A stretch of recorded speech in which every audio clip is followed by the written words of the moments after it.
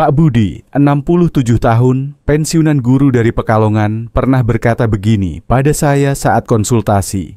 Dulu dok, saya selalu bangga bisa membuat istri saya tersenyum sebelum tidur. Tapi sekarang, saya hanya bisa memeluknya dari belakang sambil pura-pura tertidur cepat. Bukan karena tidak cinta, tapi karena saya malu. Saya tidak tahu kenapa tubuh saya tak lagi seperti dulu. Cerita Pak Budi ini bukan satu-satunya. Ada ribuan pria di Indonesia yang diam-diam mengalami hal serupa. Ereksi yang melemah setelah usia 60 tahun. Tapi karena malu, mereka memilih diam. Padahal Bapak, ini bukan aib. Ini adalah sinyal dari tubuh. Dan kabar baiknya, kita bisa memperbaikinya. Bapak Ibu pendengar setia, hari ini kita akan membahas satu topik yang mungkin sering dibicarakan diam-diam, tapi sangat penting bagi kesehatan dan kebahagiaan pria usia lanjut. Apa yang sebenarnya terjadi jika kemampuan ereksi menurun setelah usia 60? Dan apakah masih ada harapan untuk membangkitkannya kembali? Bapak Ibu yang saya hormati, banyak pria merasa bahwa semakin tua, tubuh memang akan berubah. Rambut mulai memutih, tenaga berkurang, dan urusan keintiman dianggap sebagai masa lalu. Tapi apa jadinya jika perubahan itu membuat kita merasa asing dengan tubuh sendiri? Tidak sedikit pria yang diam-diam bertanya dalam hati, apakah normal jika ereksi tidak sekuat dulu? Apakah saya harus menerima ini begitu saja? Jawabannya adalah tidak selalu, karena faktanya menurunnya fungsi ereksi bukan semata-mata karena usia, tapi seringkali berkaitan erat dengan kesehatan pembuluh darah, saraf, hormon, bahkan pikiran kita. Jadi bukan soal tua, tapi soal apa yang sedang terjadi di dalam tubuh kita, yang mungkin selama ini kita abaikan. Dan hari ini, untuk membahas lebih dalam soal ini, saya tidak sendiri. Lewat sambungan telepon podcast, kita akan mendengarkan pengalaman langsung dari Pak Heri, seorang pria usia 66 tahun yang tinggal di Pekalongan. Beliau dulu dikenal aktif, suka bersepeda setiap pagi, dan sangat dekat dengan istri tercinta. Namun, beberapa tahun terakhir, Pak Heri mulai merasakan perubahan yang membuatnya cemas dan bingung. Ereksi melemah, gairah menurun, dan ia sempat berpikir bahwa ini adalah akhir dari kedekatan mereka sebagai pasangan. Yang menarik adalah, alih-alih diam dan menyimpan sendiri, Pak Heri memutuskan untuk mencari tahu dan bertindak.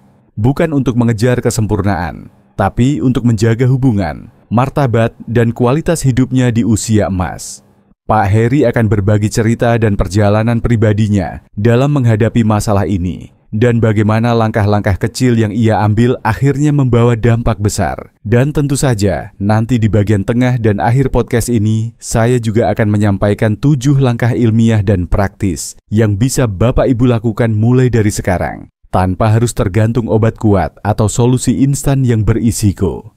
Sebelum kita lanjut, jika topik ini terasa relevan bagi Bapak Ibu atau pasangan, jangan ragu untuk klik tombol subscribe dan aktifkan notifikasi.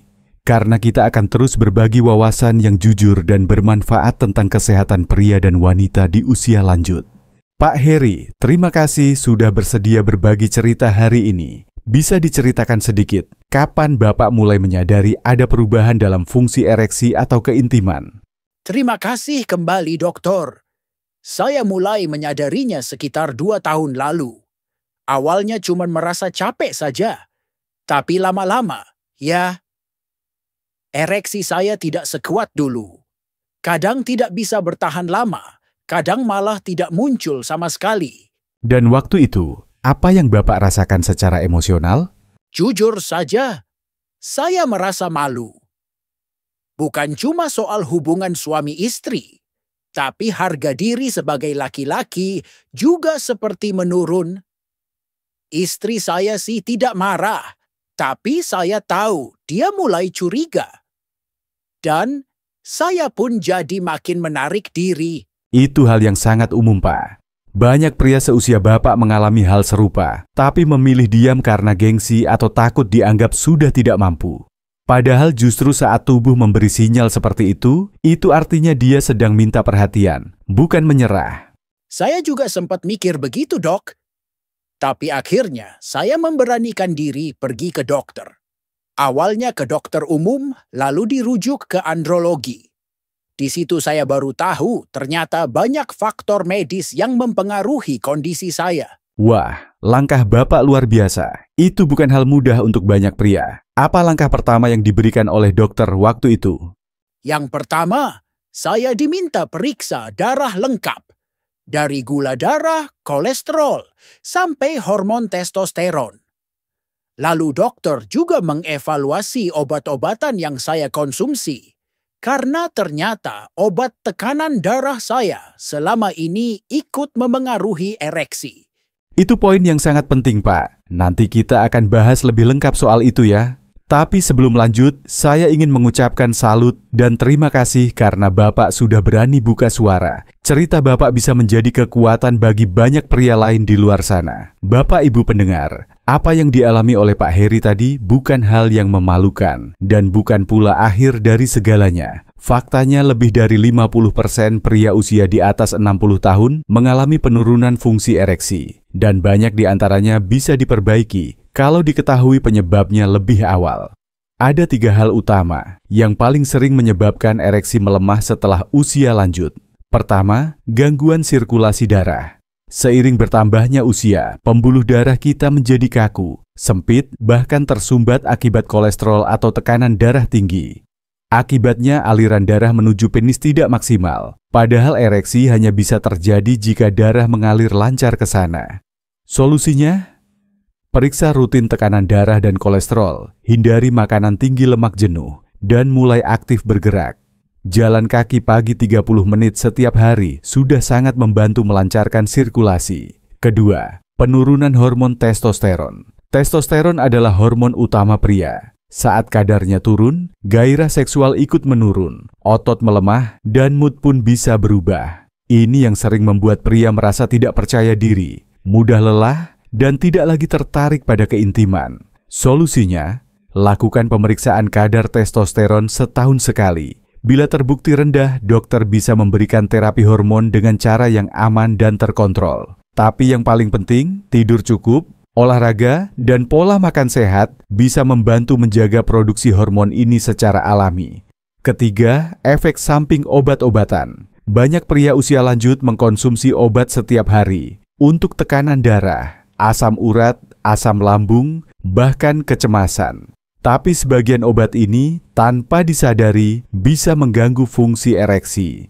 Solusinya, jangan berhenti minum obat sendiri, tapi konsultasikan ke dokter Anda. Tanyakan, apakah obat ini berdampak negatif pada fungsi seksual?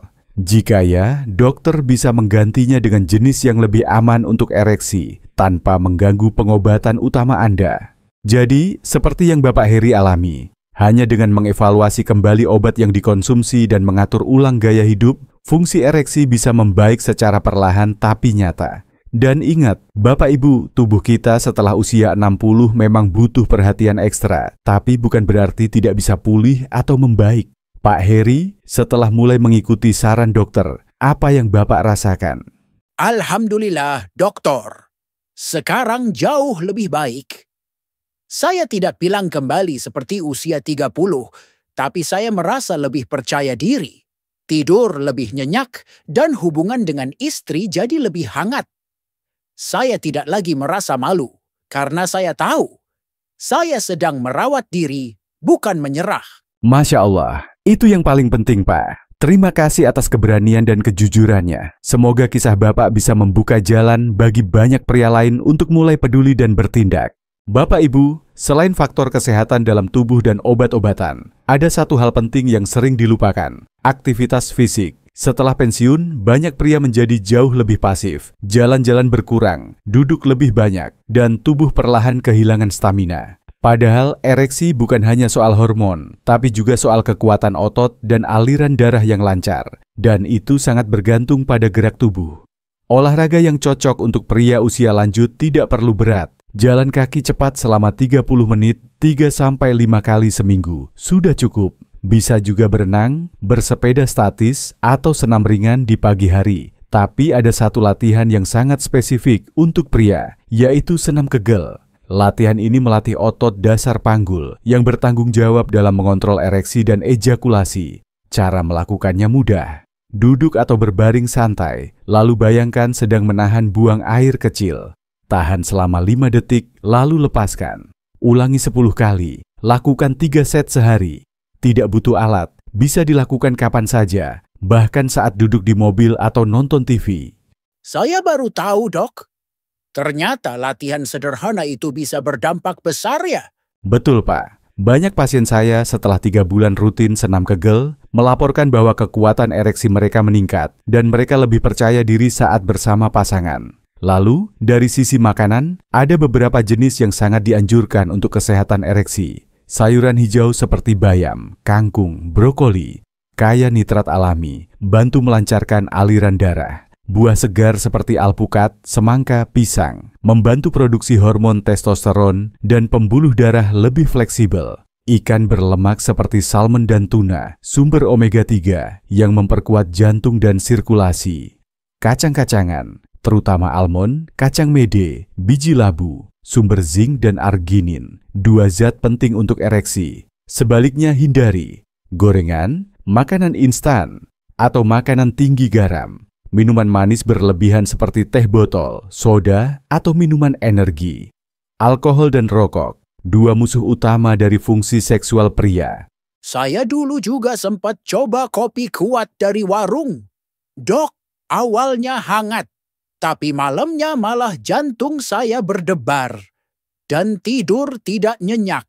Nah, itu dia yang saya ingin ingatkan ke semua pendengar. Banyak pria terjebak dengan iklan bombastis. Beli obat dari media sosial, warung jamu, atau toko online tanpa izin BPOM. Mereka menjanjikan ereksi langsung keras, tahan lama, tapi efeknya bisa sangat berbahaya. Mulai dari jantung berdebar, tekanan darah melonjak, sampai serangan jantung mendadak. Bahkan produk yang diklaim sebagai herbal pun belum tentu aman. Banyak yang ternyata mengandung sildenafil dosis tinggi, atau bahan kimia lain yang tidak tercantum di label.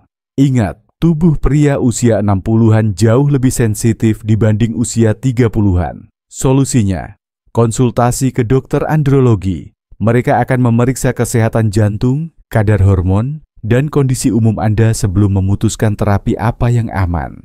Bisa jadi cukup dengan olahraga, perubahan gaya hidup, dan makanan sehat. Bisa juga dengan bantuan terapi hormon atau obat ereksi, tapi harus diawasi medis. Bapak Ibu pendengar setia, kita sudah membahas banyak hal hari ini, mulai dari pentingnya memeriksa kesehatan secara rutin, mengevaluasi obat yang dikonsumsi, hingga membangun kembali kebugaran dan kepercayaan diri lewat olahraga, pola makan sehat, dan senam otot panggul. Kita juga sudah bahas kenapa berhenti merokok, menghindari alkohol, dan menjauhi obat kuat tanpa izin itu sangat penting. Bukan hanya untuk ereksi, tapi untuk keselamatan hidup kita. Dan yang tidak kalah penting, jangan ragu untuk konsultasi ke dokter andrologi. Itu bukan kelemahan, itu adalah keberanian untuk menjaga diri sendiri dan membahagiakan pasangan. Saya setuju sekali, dokter. Terus terang, saya dulu malu. Tapi setelah ngobrol panjang, lebar dengan dokter, saya sadar. Ini bukan soal kejantanan semata, tapi soal martabat dan kualitas hidup. Sekarang, saya merasa lebih tenang, lebih tahu apa yang harus saya lakukan. Dan yang paling penting, saya dan istri jadi lebih terbuka lagi untuk saling mendukung. Ternyata, perhatian kecil seperti itu bisa memperkuat hubungan yang sudah puluhan tahun. Terima kasih banyak, Pak Heri.